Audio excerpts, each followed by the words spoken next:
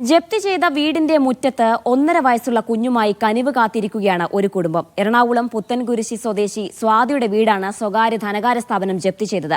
5 ലക്ഷം രൂപയാണ് ജപ്തി നടപടികളിൽ നിന്ന് ഒഴിവാകാൻ തിരിച്ചടയ്ക്കേണ്ടത്. അഹമ്മദ് മുജ്തബ ചേരുന്നുണ്ട് വിശദാംശങ്ങൾ നൽകാനായി. മുജ്തബ, ഈ കുടുംബം എന്താണ് പറയുന്നത്?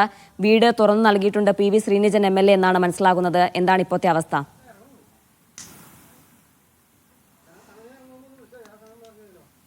ഒരു പക്ഷേ ഈ ഓണനാളുകളിൽ അത്യന്തം സങ്കടകരമായ ഒരു വാർത്ത തന്നെയാണ്. ഇന്നലെ 3:30 മണിയോടുകൂടി മണപ്പുറം ഫിനാൻസ് നമുക്ക് തൊട്ടു പുറകിൽ കാണുന്ന ഈ 2.25 സെന്റ് മാത്രമുള്ള ഒരു വസ്തുവിലുള്ള വീടാണ്. അത് മണപ്പുറം ഫിനാൻസ് ഇന്നലെ ഇവിടെ ഈ കുടുംബത്തെ പുറത്താക്കി ജപ്തി ചെയ്ത് മടങ്ങി. പക്ഷേ സങ്കടകരമായ ഒരു കാഴ്ച എന്ന് പറയുന്നത്, ഇന്നലെ രാത്രിയൊക്കെ 1 വയസ്സ് പ്രായമുള്ള ഒരു കുഞ്ഞുകുട്ടി, ഒപ്പം തന്നെ സ്വാതിയും അമ്മയും, ഇവർ 2019 ഒരു ലോൺ എടുക്കുന്നത്. അതിനുശേഷം പിന്നീട് കൃത്യമായി തന്നെ തിരിച്ചടവുണ്ടായിരുന്നു. 3,95,000 രൂപ ബാങ്കിലേക്ക് അടച്ചു. സ്വകാര്യ ധനകാര്യ സ്ഥാപനമായ മണപ്പുറം ഫിനാൻസിലേക്ക് അവർ ആ എമൗണ്ട് തിരിച്ചടക്കുകയും ചെയ്തു. പക്ഷേ പിന്നീട് സ്വാതിക്ക് ഗർഭിണിയായതോടുകൂടി ജോലിക്ക് പോകാൻ പറ്റാത്ത അവസ്ഥ, ആകെയുള്ള വരുമാനം നിലച്ചു, ആ തിരിച്ചടവ് മുടങ്ങുന്ന സാഹചര്യം. അങ്ങനെയാണ് ഇപ്പോൾ 5 ലക്ഷം ഒരുമിച്ച് അടച്ചാൽ മാത്രമാണ് ജപ്തിയിൽ നിന്ന് ഒഴിവാകുക എന്നതുൾപ്പെടെയുള്ള കാര്യങ്ങളാണ് പറയുന്നത്. ഇന്നലെ നേരത്തെ ജീന സൂചിപ്പിച്ചതുപോലെ PV ശ്രീനിജൻ MLA ഇവിടെ എത്തി തൽക്കാലം ഈ കൈക്കുഞ്ഞുമായി ഒന്ന് കിടന്നുറങ്ങാൻ വേണ്ടി വീട് തുറന്നു നൽകിയിരുന്നു. പക്ഷേ അതൊരു പൂർണ്ണമായ ഒരു സമാശ്വാസ നടപടിയല്ല എന്നതുൾപ്പെടെയുള്ള കാര്യങ്ങളുണ്ട്. എന്തായാലും സ്വാതി തന്നെ നമുക്കൊപ്പം ചേരുകയാണ്. ഇന്നലെ ഇപ്പോൾ താൽക്കാലികമായെങ്കിലും രാത്രി കിടന്നുറങ്ങി. നിലവിലെ ഒരു സാഹചര്യം എന്താ? ഇപ്പം നിലവിൽ അവർ പറയണത് നമ്മൾ അതിക്രമിച്ച് കയറി എന്നുള്ള രീതിയിൽ മറ്റൊരു കേസും കൂടെ എനിക്കെതിരെ എടുക്കുമെന്നാണ് പറയണത്. ഇത് പൈസ അടയ്ക്കാതെ വീടിൻ്റെ ഉള്ളിൽ കയറാൻ ഒക്കില്ല എന്നുള്ള രീതിയിലാണ്. അപ്പോൾ രാവിലെ ഇപ്പോൾ ഞങ്ങൾ അതുകൊണ്ടാണ് പുറത്തിറങ്ങി ഡോർ അടച്ചിട്ട് തന്നെ ഇരിക്കുന്നത്. MLA വന്ന് തുറന്നെങ്കിൽ MLA പറഞ്ഞത് പൈസ അടയ്ക്കണം, അതിനുള്ളൊരു വഴി കണ്ടെത്തണം എന്നുള്ള രീതിയിലാണ് MLA പറഞ്ഞു പോയിട്ടുള്ളത്. ഇതുവരെ എനിക്കൊരു തുക കണ്ടെത്താനായിട്ട് ഇത്രയും വലിയൊരു എമൗണ്ട് എടുക്കാൻ എൻ്റെ കൈവശമില്ല. ആരെങ്കിലുമൊക്കെ നമ്മളെ സഹായിക്കാൻ കുറേ പേര് പറഞ്ഞിട്ടുണ്ട്, പക്ഷെ ഒന്നും ആരും ഇതുവരെ നമ്മളെ സഹായിച്ചിട്ടുമില്ല. ഇപ്പം എനിക്ക് എന്ത് ചെയ്യണമെന്ന് അറിയാൻ പാടില്ല. കൈക്കുഞ്ഞുമായിട്ട് എത്ര ദിവസം ഇങ്ങനെ ഇരിക്കാൻ പറ്റുമെന്ന് എനിക്കറിയില്ല. നേരത്തെ 2019 ലോൺ എടുത്തതിന് ശേഷം ആ എമൗണ്ട് കുറച്ചായിട്ട് അടക്കായിരുന്നു. അന്ന് ജോലി ഉണ്ടായിരുന്നു.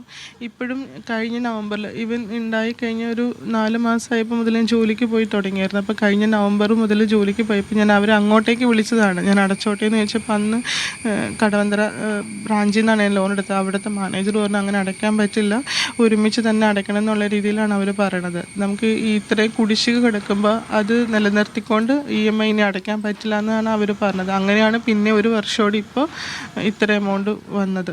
ഇനിയിപ്പോൾ ഇതെല്ലാം കൂടെ ഒരുമിച്ച് ഇപ്പോൾ വീണ്ടും ലോൺ എടുത്ത തുക തന്നെ വീണ്ടും അടയ്ക്കണം എന്നാണ് അവർ പറയുന്നത്. 5 ലക്ഷമാണ് അവർ വേവർ എടുത്തിട്ടാണെന്നാണ് അവർ പറയണത്. എനിക്ക് ഇത്രയും വലിയൊരു എമൗണ്ട് കണ്ടെത്താൻ നേരത്തെ ഒക്കെ കൃത്യമായിട്ട് അടവുണ്ടായിരുന്നു അല്ലേ? അടവുണ്ടായിരുന്നു, ഞാൻ അടച്ചുകൊണ്ടായിരുന്നത്. പെൻഡിങ് ഉണ്ടെങ്കിൽ അത് നമ്മൾ കറക്റ്റായിട്ട് അടച്ചാൽ പോയിക്കൊണ്ടിരുന്നത്.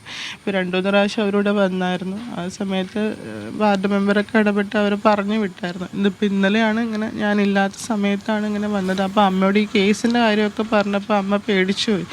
അതാണ് അമ്മ പുറത്തോട്ട് ഇറങ്ങി കൊടുത്തത്. ഇതിപ്പോൾ എത്ര സെന്റ് ആണ് ഈ ഭൂമിയുള്ളത്? ഇത് 2.25 സെന്റാണുള്ളത് ആധാരത്തിൽ. മുജ്തബ, ദയവായി തുടരുക. മുജ്തബയിലേക്ക് തിരിച്ചു വരാം. ഇപ്പോൾ MV ഗോവിന്ദൻ സംസാരിക്കുന്നുണ്ട്, CPM സംസ്ഥാന സെക്രട്ടറി. അദ്ദേഹത്തിലേക്ക്. ഘടനാപരമായ ഇന്ത്യയുടെ ഏറ്റവും പ്രധാനപ്പെട്ട നിലപാട്, ആ നിലപാടിന്റെ ഭാഗമായിട്ട് പ്രവർത്തിക്കുന്ന പാർട്ടിയാണ് CPIM. CPIM വളരെ വ്യക്തമായിട്ട് പറഞ്ഞു വിശ്വാസികൾക്കൊപ്പമാണ്. ആ വിശ്വാസികൾക്കൊപ്പം എന്ന് പറഞ്ഞാൽ ഇന്നലെ ഇപ്പൊ അങ്ങനെ കല്യാണം അവിടെ ഞാൻ ഇന്നലെ പറഞ്ഞത് ഇന്നലെയുമാണ്, ഇന്നുമാണ്, നാളെയുമാണ്. അപ്പൊ വിശ്വാസ സമൂഹത്തിന്റെ ഒപ്പം നിന്ന് വിശ്വാസികളുടെ ഏറ്റവും പ്രധാനപ്പെട്ട ഒരു പരിപാടി എന്ന നിലയിൽ CPIM-ന് ഈ ആഗോള അയ്യപ്പ സംഗമത്തിന് പൂർണ്ണമായ പിന്തുണയുണ്ട് എന്ന് ഞാൻ പറഞ്ഞു. അതിൽ ഞങ്ങൾ ഇന്നലെയും മാത്രമല്ല എല്ലാ കാലത്തും ഇത് നമ്മുടെ നിലപാട്. ആ നിലപാടിന് വ്യത്യസ്തമാവേണ്ട ഒരു കാര്യമില്ല. അപ്പോൾ സ്വാഭാവികതയിൽ ചർച്ചയും കാര്യങ്ങളൊക്കെ വരുമ്പോൾ അതിന്റെ താത്വിക അവലോകനം ഉൾപ്പെടെയുള്ള കാര്യങ്ങൾ വരുന്നുണ്ട്. താത്വിക അവലോകനത്തിൽ ഞാനിപ്പോ പോയിട്ടില്ല. സ്ത്രീ പ്രവേശനം ഉൾപ്പെടെയുള്ള കാര്യങ്ങൾ അവർ ചോദിച്ചിട്ടുണ്ടായിരുന്നു. ചോദിച്ചപ്പോൾ ഞാൻ പറഞ്ഞു അതെല്ലാം കഴിഞ്ഞ അധ്യായമാണെന്നാണ്, അടഞ്ഞ അധ്യായമാണെന്നല്ല. രണ്ടാണ്.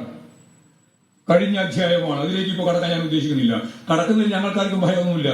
പക്ഷെ ഇപ്പം ഞാൻ കടക്കാൻ ഉദ്ദേശിക്കുന്നില്ല. ഇതിപ്പോ പ്രായോഗികമായി ഇങ്ങനൊരു ആഗോള അയ്യപ്പ സംഗമം നടത്താൻ തീരുമാനിച്ച പശ്ചാത്തലത്തിൽ അതിന് പൂർണ്ണമായ പിന്തുണ നൽകിക്കൊണ്ട് ആ പരിപാടി നടക്കട്ടെ. വിശ്വാസികളുടെ പരിപാടിയാണ്, വർഗീയതക്കെതിരായിരിക്കും.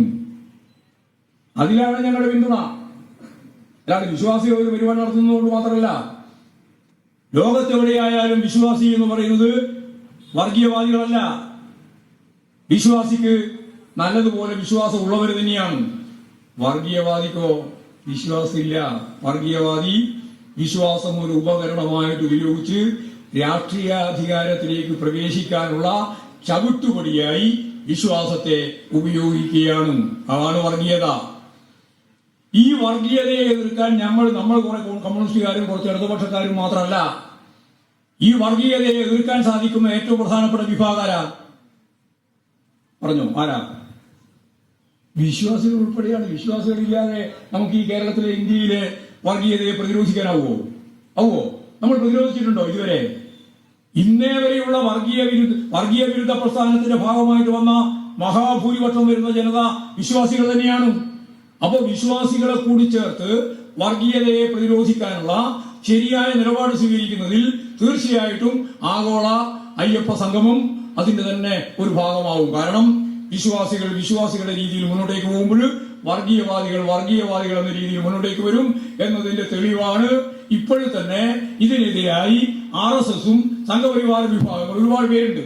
അവരെല്ലാം ഇന്ന് പ്രവർത്തിച്ചുകൊണ്ടിരിക്കുന്ന രീതി പരിശോധിച്ചാൽ നിങ്ങൾക്കെല്ലാം അത് കൃത്യമായി മനസ്സിലാവും. ഒരു സംശയവും വേണ്ട. വർഗീയവാദികളെ അവിടെ പ്രവേശിപ്പിക്കരുത്. അതാണ് എന്റെ അഭിപ്രായം, ഞങ്ങളുടെ അഭിപ്രായം. വർഗീയവാദികളെ അവിടെ പ്രവേശിപ്പിക്കാൻ പാടില്ല. വർഗീയവാദികളല്ലാതെ വിശ്വാസികൾ മുഴുവൻ ഏത് രാഷ്ട്രീയ പ്രസ്ഥാനത്തിന്റെ ഭാഗമായാലും അവർക്കെല്ലാം കടന്നു വരാനുള്ള എല്ലാ സൗകര്യങ്ങളും വേണം തരും. അപ്പോൾ വർഗീയ വിരുദ്ധ പ്രസ്ഥാനത്തിന് തന്നെ ഭാഗമായിട്ടാണ് വിശ്വാസികളുടെ സംഗമം.